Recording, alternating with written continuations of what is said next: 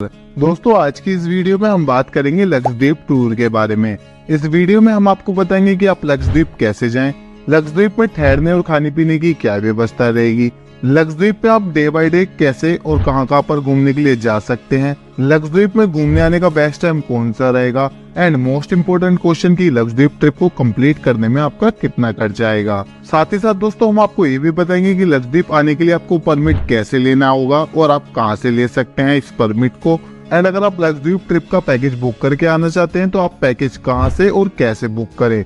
दोस्तों इस वीडियो में हम आपको लक्षद्वीप ट्रिप से जुड़ी सभी जानकारियां डिटेल्स में देने की कोशिश करेंगे, जिसके लिए आपको लक्षद्वीप ट्रिप प्लान करने के लिए दूसरी कोई वीडियो देखने की जरूरत ही नहीं पड़ेगी। चलिए दोस्तों देर न करते हुए शुरू कर।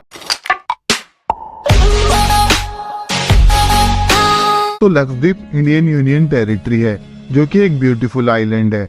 लक्षद्वीप फेमस है अपने ब्यूटीफुल बीचेस, छोटे छोटे आइलैंड एंड अपनी वाटर एक्टिविटीज के लिए, जिस वजह से यहाँ पर इंडिया से ही नहीं बल्कि पूरी दुनिया से टूरिस्ट आते हैं। लक्षद्वीप में ऐसे ऐसे ब्यूटीफुल बीचेस है जहाँ पर चाहे फ्रेंड्स हो, फैमिली हो या फिर कपल्स हो, हर कोई यहाँ पर आकर एंजॉय करना चाहता है और अपनी ट्रिप को यादगार बनाना चाहता है। लक्षद्वीप में स्कूबा डाइविंग एंड पैरासेलिंग जैसी कई सारी वाटर एक्टिविटीज भी होती हैं जो कि यूथ को यहाँ पर आने के लिए काफी अट्रैक्ट करती है। यहाँ पर आपको कई सारे बीचेस ऐसे देखने को मिलते हैं जहाँ का पानी आपको एकदम क्लीन एंड क्रिस्टल देखने को मिलता है। अगर आप भी यहाँ पर आकर अपनी ट्रिप को मेमोरेबल बनाना चाहते हैं तो आपको सबसे पहले ये जानना होगा कि आप लक्षद्वीप तक कैसे पहुँच सकते हैं। दोस्तों आप लक्षद्वीप तक क्रूज या फिर फ्लाइट के थ्रू जा सकते हैं, जिसके लिए आपको सबसे पहले अपने शहर से केरला के कोच्चि शहर तक जाना होगा। कोच्चि पहुंचने के बाद आप कोच्चि से लक्षद्वीप के लिए क्रूज या फिर फ्लाइट के थ्रू जा सकते हैं। अगर आप लक्षद्वीप तक क्रूज के थ्रू जाना चाहते हैं तो आपको कोच्चि से काफी सारे क्रूज देखने को मिल जाएंगे, जिनमें हर एक अलग अलग कोचेस होते हैं, जिनके प्राइस की स्टार्टिंग 500 रुपए से लेकर 8000 रुपए तक की रहती है। आप अपने बजट के हिसाब से या फिर सुविधा के हिसाब से इन कोचेस की टिकट ले सकते हैं। क्रूज के थ्रू कोच्चि से लक्षद्वीप तक जाने में आपको 15 से 18 घंटे का समय लग जाता है। एंड अगर आप मुंबई में रहते हैं या फिर मुंबई के आसपास में रहते हैं तो आप वहां से भी क्रूज के थ्रू लक्षद्वीप तक जा सकते हैं। आप अपने बजट या फिर सुविधा के हिसाब से मुंबई से भी जा सकते हैं। एंड अगर आप फ्लाइट के थ्रू लक्षद्वीप तक जाना चाहते हैं तो आपको केरला के कोच्चि से लक्षद्वीप के अगाटी एयरपोर्ट के लिए डायरेक्ट फ्लाइट की सुविधा मिल जाती है। याद रखिएगा दोस्तों, आप जितने दिन पहले ही टिकट की बुकिंग करते हैं तो प्राइस उतने ही कम रहते हैं। फ्लाइट से लक्षद्वीप तक जाने में आपको 1 से 1.5 घंटे का समय लग जाता है। चलिए दोस्तों अब आपने ये तो जान लिया कि आप कैसे पहुंच सकते हैं। अब बात कर लेते हैं कि आप लक्षद्वीप ट्रिप के लिए परमिट कैसे लें। दोस्तों लक्षद्वीप यूनियन टेरिटरी है, जिस वजह से यहाँ पर आने के लिए परमिट लेना कंपलसरी रखा गया है। आपको ये परमिट केरला के कोच्चि में लक्षद्वीप ऑफिस से मिल जाएगा। लक्षद्वीप ऑफिस को स्पॉट ऑफिस के नाम से भी जाना जाता है, या फिर आप इस परमिट को ऑनलाइन इस वेबसाइट पर जाकर भी ले सकते हैं। इसकी वेबसाइट की लिंक आपको नीचे डिस्क्रिप्शन में मिल जाएगी। एंड दोस्तों याद रखिएगा, आप किसी भी तरह के पैकेज को बुक करके लक्षद्वीप तक जा रहे हैं तो इस कंडीशन में आपको परमिट लेने की कोई नीड नहीं पड़ती है। ये परमिट पैकेज में ही ऐड रहता है। एंड इसके लिए अगर आपने एजेंट से ही पैकेज बुक करवाया है तो आप एजेंट से पूछ सकते हैं या फिर आप अपने पैकेज डिटेल्स में भी देख सकते हैं।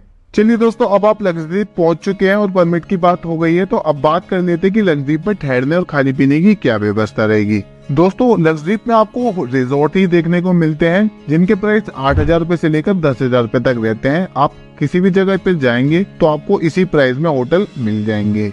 एंड खाने पीने की व्यवस्था के लिए आपको यहाँ पर वेज एंड नॉन वेज दोनों तरह का खाना मिल जाता है, और सी फूड तो यहाँ पर काफी फेमस है ही। आप यहाँ पर सी फूड को भी इंजॉय कर सकते हैं, या फिर आप वेज खा सकते हैं या फिर नॉन वेज भी खा सकते हैं, जिसका आपको पर डे के हिसाब से 1000 रुपए तक का खर्चा बैठता है खाने पीने का। दोस्तों यहाँ पर आपको ठहरना और खाना पीना थोड़ा महंगा ही पड़ता है अदर टूरिस्ट प्लेसेस के हिसाब से। दोस्तों मेरे हिसाब से आप पैकेज बुक करके ही लक्षद्वीप ट्रिप प्लान करिएगा। पैकेज की डिटेल्स मैं आपको आगे वीडियो में बताऊंगा। अब आप ठहरने और खाने पीने की व्यवस्था के बारे में जान चुके हैं, तो अब बात कर देते हैं कि यहाँ पर कहाँ पर आप घूमने के लिए जा सकते हैं और कैसे घूमने के लिए जा सकते हैं। दोस्तों सबसे पहले आप ये जान लीजिए कि लक्षद्वीप घूमने के लिए आपको कम से कम 4 नाइट 5 डे की ट्रिप प्लान करनी होगी। अब आप सबसे पहले डे 1 में मिनिकॉय आइलैंड के लिए जा सकते हैं। बहुत कम क्रूज है जो कि आपको अदर आइलैंड पर ड्रॉप करेंगे। अगर आप क्रूज के थ्रू लक्षद्वीप तक जा रहे हैं तो आपको मिनिकॉय आइलैंड पर ही ड्रॉप करेगा क्रूज। अगर आप फ्लाइट के थ्रू जा रहे हैं तो आपको अगाटी एयरपोर्ट से स्टार्टिंग होगी। एंड अगर आप क्रूज के थ्रू आते हैं तो आप मिनिकोय आइलैंड पर घूमने के लिए जा सकते हैं। दोस्तों मिनिकोय आइलैंड लक्षद्वीप का सबसे फेमस टूरिस्ट प्लेस है एंड ये लक्षद्वीप का दूसरा सबसे बड़ा आइलैंड है।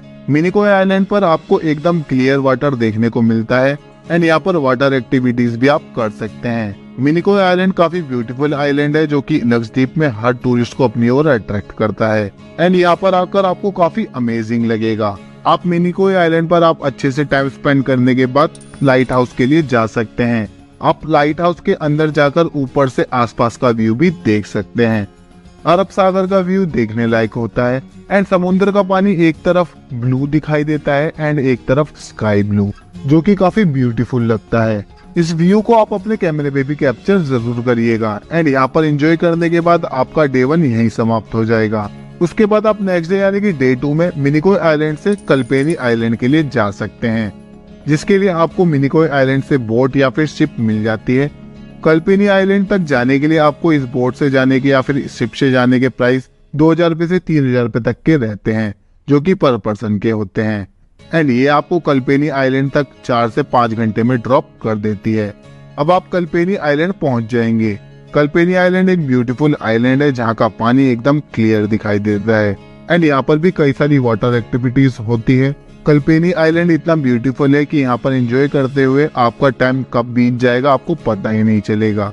कल्पेनी आइलैंड पर आप बीच के किनारे बैठकर नारियल पानी का आनंद भी जरूर करिएगा एंड यहाँ पर आप वाटर एक्टिविटीज को भी कर सकते हैं। यहाँ पर घूमते हुए ही आपका डे 2 समाप्त हो जाएगा। यहाँ पर आपको काफी अच्छा टाइम स्पेंड करने को मिलता है एंड यहाँ पर आप स्टे करने के बाद नेक्स्ट डे यानी कि डे 3 में आप कल्पेनी आइलैंड से कदमत आइलैंड के लिए जा सकते हैं, जो कि आप कल्पेनी आइलैंड से कदमत आइलैंड के लिए शिप या फिर बोट के थ्रू जा सकते हैं, जिससे जाने के प्राइस पर पर्सन के 3000 रुपए से 3500 रुपए तक के आते हैं। दोस्तों कदमत आइलैंड काफी ब्यूटीफुल है एंड ये काफी बड़ा आइलैंड है जहाँ का पानी आपको एकदम क्लीन दिखाई देता है। लक्षद्वीप ट्रिप के दौरान जितने भी प्लेसेस हैं उन सब में सबसे ज्यादा क्लीन पानी आपको यहाँ पर दिखाई देता है एंड आप यहाँ पर स्कूबा डाइविंग जैसी कई सारी वाटर एक्टिविटीज भी कर सकते हैं एंड स्कूबा डाइविंग सबसे ज्यादा टूरिस्ट यहीं पर आकर करते हैं बिकॉज पानी अंदर काफी क्लियर दिखाई देता है, जिसकी वजह से अंदर के नज़ारे काफी खूबसूरत लगते हैं।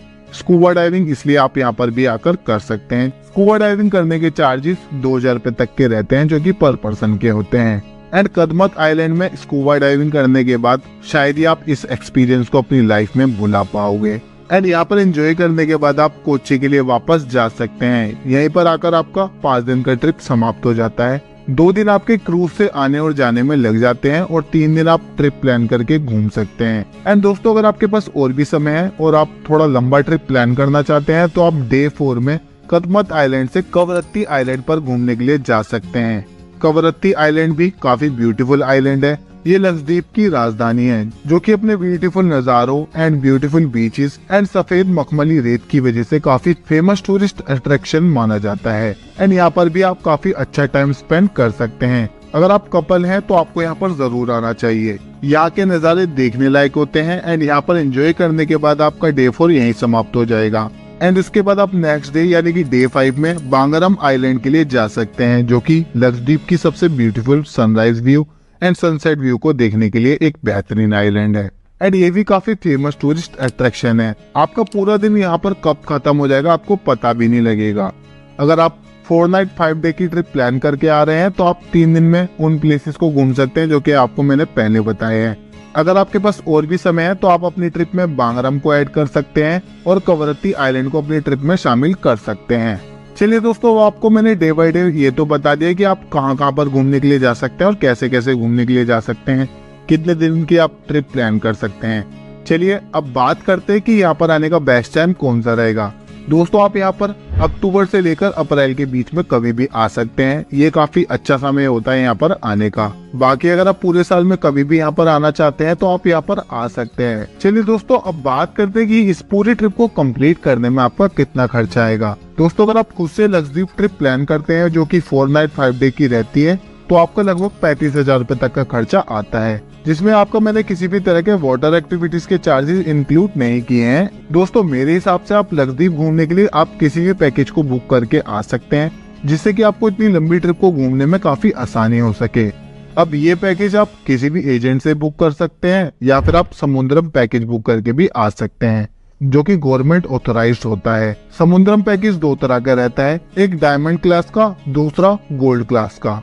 डायमंड क्लास से जाने के चार्जेस इस तरह से रहते हैं, प्लस 5% GST होती है। एंड गोल्ड क्लास के चार्जेस कुछ इस तरह से रहते हैं और इसमें भी 5% GST ऐड होता है। आप इसकी बुकिंग कोची से करवा सकते हैं या फिर आप ऑनलाइन भी इसकी बुकिंग कर सकते हैं। तो आज की वीडियो में बस इतना ही। आई होप आपको मेरी इस वीडियो से लक्षद्वीप ट्रिप की पूरी जानकारी डिटेल में मिली होगी।